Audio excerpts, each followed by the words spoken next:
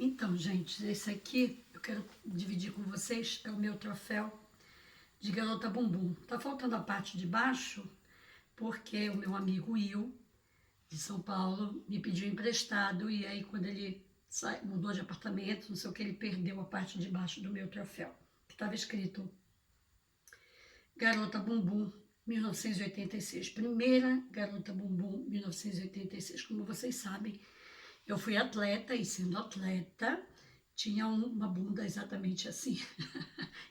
E a coisa mais interessante é que eu tinha uma bunda, tinha a cor da Coca-Cola. Inclusive, eu fui chamada para fazer uma publicidade, só que eu tinha que aparecer nua, e eu só tinha 15 anos e eu não poderia jamais fazer, mesmo porque se eu pedisse autorização para o meu pai, ele jamais daria para eu fazer uma reportagem mostrando a minha bunda nua.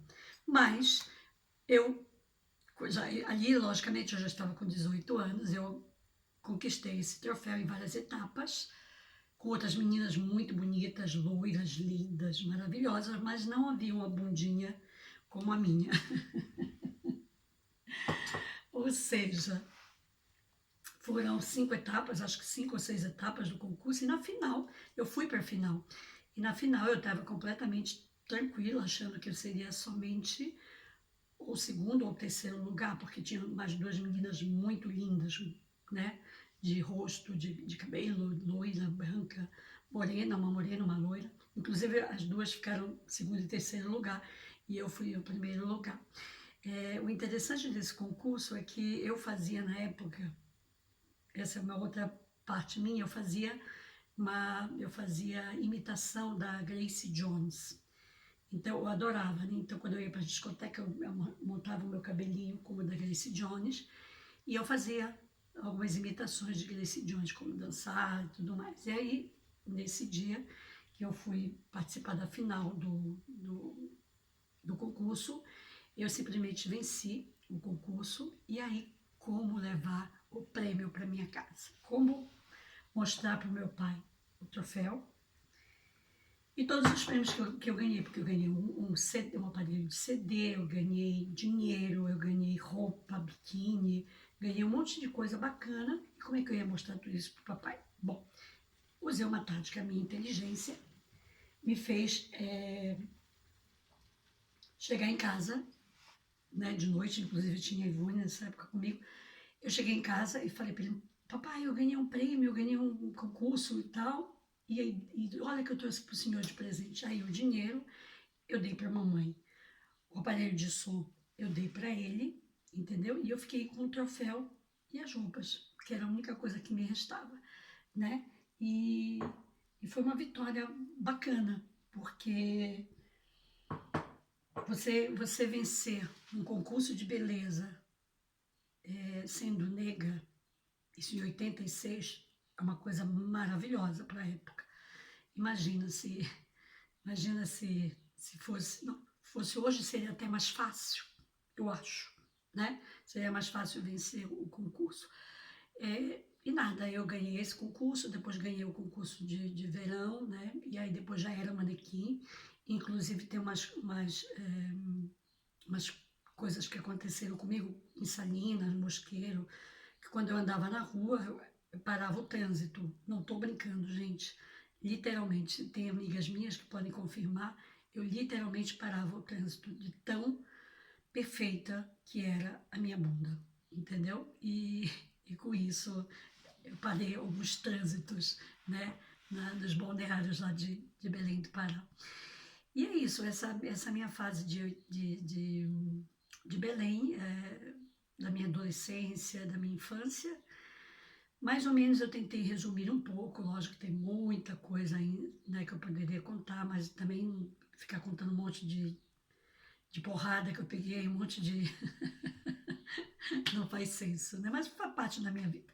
Mas eu acho que uma boa parte do que eu poderia contar, né, das coisas que aconteceram, eu contei para vocês. Agora vamos passar.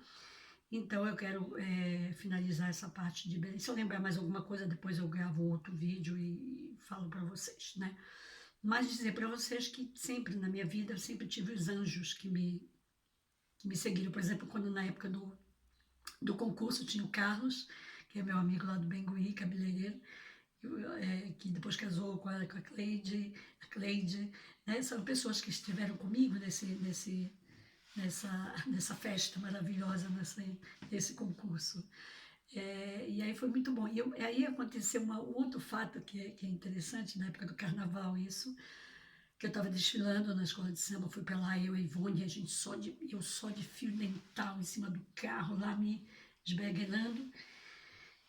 Não, e sem contar que o concurso, eu saí na primeira página do Jornal Liberal, minha bunda estampada lá e meu rosto também, né, aparecendo lá. Tem lá em Belém, eu até tentei achar no Jornal Liberal, mas eu não consegui.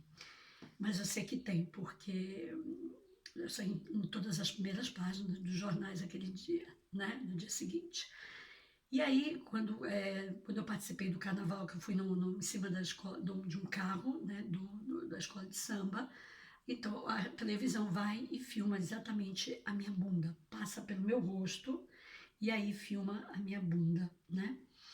E aí quando passa pelo meu rosto, tudo eu tô em casa, nisso no domingo, no almoço com a mamãe, com o papai, com meus irmãos, tudo, e aí passa meu rosto, o papai fala, nossa, mas aquela ali parece tu, Maria, é parecida contigo. Aí eu falei, mas como, papai? Como que pode ser eu, se eu tô aqui com o senhor? Como é que eu posso estar lá em cima do carro se eu estou aqui? Tal era a minha cara de pau, gente. Tal o meu insight inteligente, porque se eles descobrissem que era eu, porrada na certa, porque ele não tinha autorizado que a gente andasse, né, no carnaval e que a gente andasse em escola de samba, imagina. Então, quando aconteceu isso, depois eu dei muita risada, né, e depois contando com as minhas amigas, para minhas amigas e tudo, muita risada, gente. E uma coisa que eu também queria completar, mas depois se eu lembrar outras coisas eu conto para vocês, é que eu tinha muita vergonha. Eu tinha muita vergonha do meu pai, da minha mãe, por eles serem analfabetos. Isso que eu acho que é normal quando você é adolescente. Eu acho que muitas adolescentes acontece isso hoje, até hoje, né? Ter vergonha dos pais e não querer que os pais vá à escola. Em fato, a minha mãe nunca foi na minha escola, porque eu nunca precisou ser chamada. No caso da Ivone, foi chamada várias vezes, né? Porque a Ivone sempre brigava na escola, ou aprontava alguma, ou não aparecia na escola. Eu, graças a Deus, nunca foram chamados, né? Nunca tive nenhum tipo de atenção nesse sentido. E eu sempre gostei de estudar, eu sempre quis estudar. Meu pai que não queria que eu estudasse, e aí acabou que eu consegui. Eu acabei meu segundo grau, eu fiz o vestibular 2 vezes para a educação física, não consegui passar, porque não estava bem preparada e porque também eu acho que não era a minha sina. Nessa época eu já estava me separando do Júlio, né? E aí surgiu a oportunidade de ir para São Paulo com a Erlander. Nessa época eu trabalhava no Olympus como auxiliar do Erlander, era secretária do Erlander. E aí quando o Erlander foi embora, eu ainda fiquei no Olympus, né, para organizar tudo, e depois eu segui ele, que é como eu contei para vocês da história do aborto. E nada, quando eu trabalhava no Olympus, a gente organizava, o Erlander sempre foi festeiro, e ele sempre organizou muitas festas, e a gente organizava festas, e foi ali, em uma dessas festas, que eu cantei sozinha no microfone. Eu cantei Estou de volta pro meu aconchego, trazendo na mala bastante saudade. E quando eu cantei isso ali, né, sem acompanhamento, sem nada, o pessoal do Olympus me aplaudiu muito. O Orlando falou, nossa, você tem uma voz legal, papapá. E acontece aquela história que eu contei também do meu amigo Lacenho, que quando a gente estava na rua, né, cantando, e eles lá tocando violão, a gente batendo papo, tudo de noite, o Lacenho falou, menina, tu tem uma voz muito bonita, por que você não canta e tal? Eu falei, não, quero correr, quero ser campeã. Esse era o meu sonho. E o Alacenho falou isso para mim, né? E aí, depois eu levei a sério isso que ele falou. Mas naquele tempo ali, não. Eu cantava de brincadeira, assim, não tinha nem noção do que era cantar. E aí fez essa festa do Olympus, o Erlander me ouviu, né? O Erlander, que é o meu outro anjo. Eu vou contar para vocês, eu vou falar para vocês de vários anjos que passaram na minha vida, né? Começando de quando eu era pequena até os dias de hoje, eu tive muitos anjos que eu considero anjos na minha vida, né? Que eu considero que foram pessoas importantes em vários processos da minha vida. E aí eu saí do Olympus e decidi ir para São Paulo, né? Fiz o aborto e viajei com tipo uma semana, acho que uma semana ou 2 semanas, ou não, minto. Eu fiquei tipo 3 dias de molho e aí depois já viajei para São Paulo, né? E aí cheguei em São Paulo, quando eu passei, porque eu nunca tinha sentido frio na minha vida. E aí quando eu fui para São Paulo, em 88, eu passei a gente passa por Mato Grosso, né? Por Goiânia. O ônibus parava em Goiânia. E, gente, eu saí para ir no banheiro, meu Deus, parecia que eu tinha entrado numa geladeira. Aí eu entendi o que era um frio, né? E aí cheguei em São Paulo, estava muito frio. E o Erlander levou uma jaqueta para mim e tudo. Perguntou por que eu estava com aquela cara daquele jeito. Eu falei que eu tinha chorado muito e tudo mais. Fomos para casa, fui para o apartamento, que era na Santa Cecília, na Valdecães, ali não, Valdecães não. Eu vou lembrar depois o nome e falo para vocês, mas era ali na Santa Cecília, perto da Jaguaribe, perto da Jaguaribe, né? Na Jaguaribe, onde tinha inclusive o restaurante da Aline Gonçalves. E aí a gente vai ser o assunto já para o nosso próximo vídeo.